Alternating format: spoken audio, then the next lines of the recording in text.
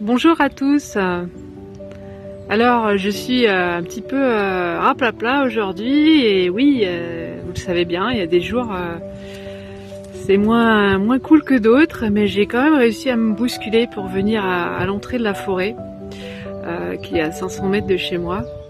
Et je suis posée là avec les grands arbres autour de moi, les petits oiseaux qui chantent.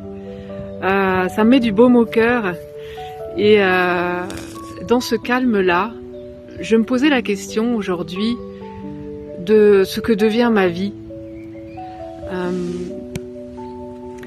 Depuis la maladie, depuis ce fameux diagnostic qui pour moi est tombé en 2021, après des années d'errance, que devient ma vie? Quelles sont mes capacités restantes? Quels sont mes possibles?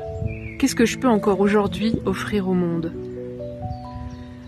Alors je vous retourne la question parce que, en tout cas pour moi, ça a beaucoup de sens. Savoir pourquoi on avance, savoir pourquoi on met le peu d'énergie qu'on a dans le fait de mettre un pas derrière l'autre chaque jour pour y aller, pour s'accrocher, pour y croire.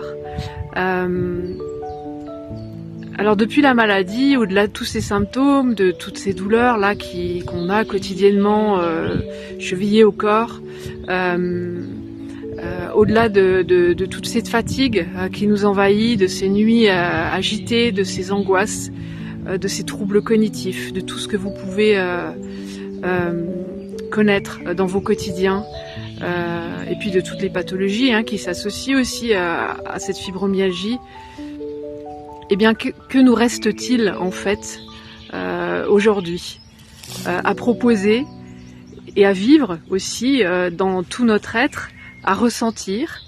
Alors je crois que pour moi, le plus important, et ce que le message vraiment que cette maladie m'a fait passer et me fait passer chaque jour, c'est que finalement, même si mon corps est à l'arrêt, même si mes capacités ne sont plus du tout celles d'avant, même si j'ai engagé un deuil de cette vie d'avant, et bien aujourd'hui, la priorité c'est devenu moi, et qu'en fait, tant que je ne serai pas en capacité de me donner suffisamment d'amour et de respect de moi, d'écoute de tout ce qui se passe à l'intérieur, eh bien, je m'y prendrai pas correctement pour partager ça au monde.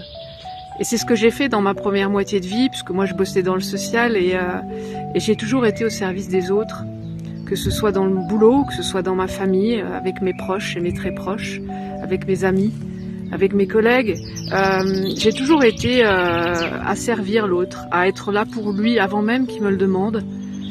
Et je me suis complètement perdue, complètement oubliée, abandonnée, je dirais même. Et aujourd'hui, cette maladie, malgré sa lourdeur dans mon quotidien, dans nos quotidiens, eh bien, elle m'a peut-être finalement ouvert les yeux sur tout ça. Alors, à la question que je me posais au début, que devient ma vie aujourd'hui? Eh ben, je crois que ma vie, finalement, elle devient de plus en plus proche de qui je suis vraiment, au tout départ. Voilà.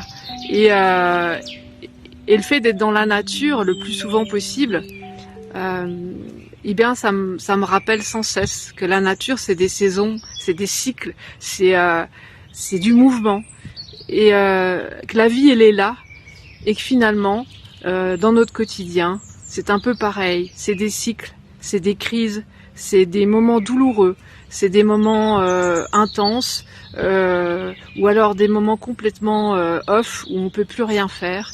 C'est des moments où on va se sentir un peu pousser des ailes, et d'autres où vraiment la douleur va être telle qu'on a envie d'en finir. Ça peut arriver, ça m'est arrivé. Mais tout ça finalement, je dis toujours tout passe, tout recommence. Alors c'est dur, c'est super dur à accepter. Mais je crois que l'important, c'est finalement eh bien de se dire que chaque seconde qui passe est différente, mais que finalement il y a sans doute un petit quelque chose à prendre dans chaque instant. Voilà. Alors moi, je vous souhaite, je vous envoie une grosse bouffée d'oxygène de ma forêt.